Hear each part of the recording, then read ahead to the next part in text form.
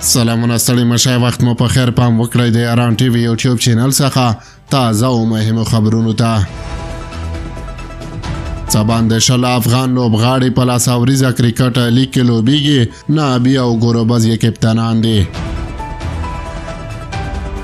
نن پنځشنبه د نومبر 21 د متحده عربي اماراتو په ابوظبي کې د ټي10 یا لاس اوریزه کرکټ تجارتي لیګ پیلېږي چې درویش افغان لوبغاړي هم پکې برخه لري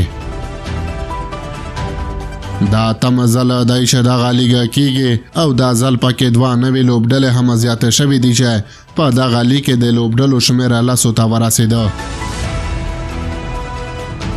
په دغه تجارتي لیګ کې د نړۍ د نورو هیوادونو لسګونه لوبغاړي هم لوبیږي دا لیګ وروستۍ لوبه د ډسمبر په 2 نیټه ده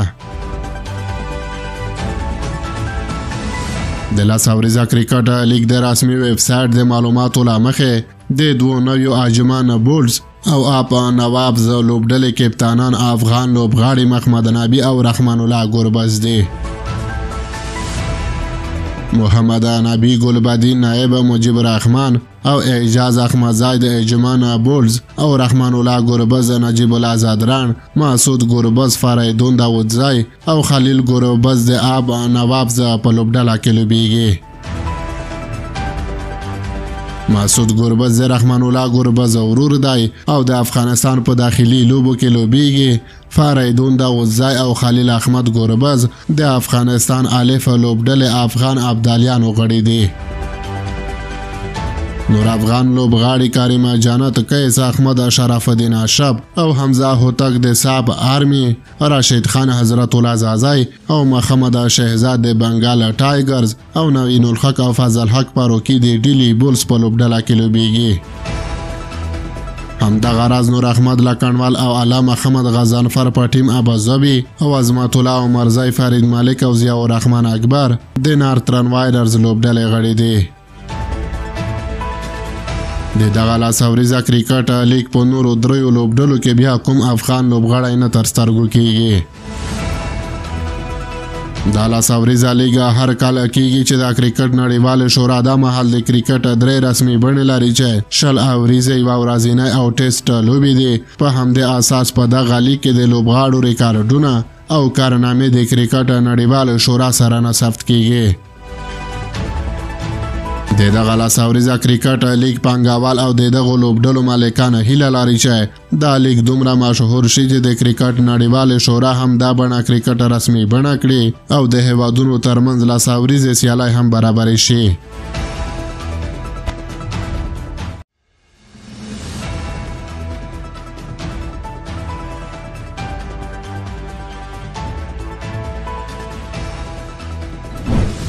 پاکستان غواړي چې د افغانستان ټول مدنیات خپل کړي ځکه خو یو ځل بیا په افغانستان بېلابېلو تورونه لګولي دي د پاکستان د بهرنیو چارو وزارت په یوه اعلامیه کې ویل شوي دي چې د افغانستان لپاره د چین ځانګړي استازي یوشیا یونګ اسلام آباد ته د خپل سفر پر مهال د یاد هیواد له چارواکو سره کتلي دي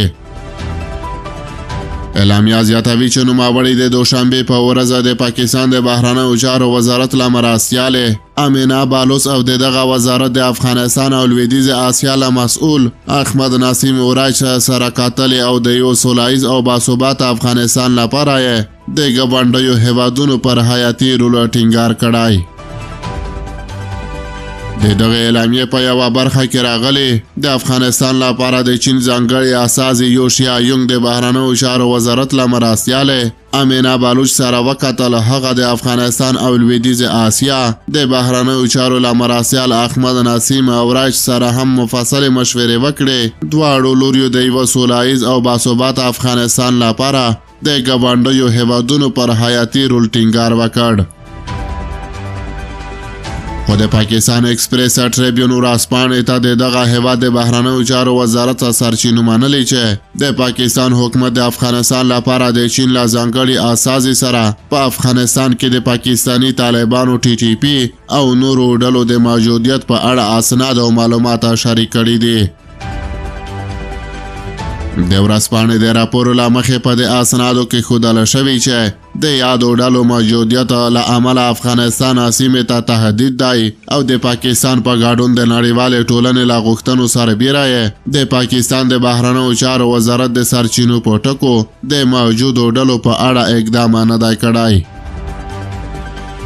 د سیاسي چارو شنونکی اختر محمد راسخ وایي دا کارونه د دې لپاره دي چې دوی زموږ معدنیات، زموږ اوبه او زموږ هر څه لوټ او په خپلو بانکونو کې ځای پر ځای کړي. همدارنګه دوی هڅه کوي چې زموږ له جغرافیې د خپلو نیابتي او استخباراتي جګړو لپاره ګټه واخلي، له نړۍ او ګاونډیانو سره دوه ګوني لوبه وکړي. نو د خپله پاکستان دی چې د تروریزم مفکوره یې رامنځته کړې، ډلې ټاپلې جوړې کړې او غواړي د سیمې له هیوادونو د همدې ادرس له لارې پیسې واخلي. زه ویلی شم چې د تروریزم مور او پلار د غربي نړۍ د پیسو او فکر ایجادونکی او پلي کوونکی د پاکستان استخبارات دي. ځینې نور بیا په دې اند دي چې پاکستان په ځلونو په نړیوالو سټیجونو همدغه اندېښنې مطرح کړي او په خبره یې د دې هیواد اصلي موخه دا ده چې په افغانستان کې پانګونې ته د چین لیوالتیا کمه کړي. د سیاسي چارو شنونکی شهسوار سنگروال وایي دا چې پاکستانی چارواکي په بېلابېلو سټیجونو کې دا خبرې کوي چې افغانستان د ترهګرو ټاټوبی دی، چې ټي پي په افغانستان کې دی او د پاکستان پر وړاندې لمسوي. دا د ټولو موخه دا ده چې افغانستان په نړۍ کې یو ناامنه هیواد وښیي. دا سړی اوس له چین راغلی او له پاکستاني چارواکو سره خبرې کوي. لویه اندېښنه یې دا ده چې څنګه کولی شي د چین پاملرنه افغانستان څخه پاکستان ته واړوي او افغانستان د یو تروریستي هیواد په توګه معرفي کړي.